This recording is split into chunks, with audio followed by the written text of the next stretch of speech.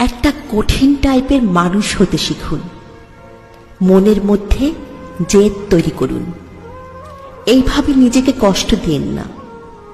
কেউ পাত্তা না দিলে আপনিও পাত্তা দিন না। কেউ ভালো না বাসলে আপনিও ভালোবাসেন না। কেউ গুরুত্ব না দিলে আপনিও গুরুত্ব দিয়েন না। সে আপনাকে না চিনলে আপনিও তাকে নিজের মাইন্ড থেকে সরিয়ে নিন।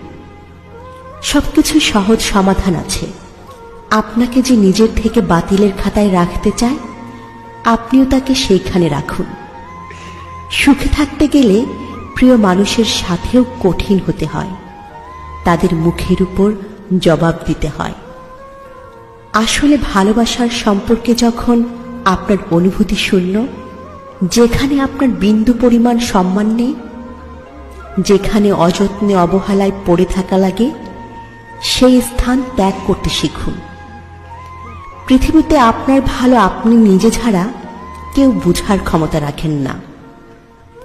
বিশ্বাস করেন, দুঃখিনীর দুঃখ আজীবন থাকে না।